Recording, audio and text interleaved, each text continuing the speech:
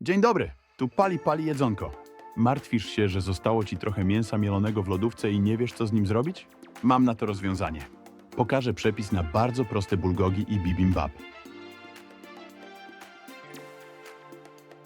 Sos do bibimbap jest bardzo prosty. Wymieszaj pastę gochujang z olejem sezamowym i sezamem. Sezam jest opcjonalny.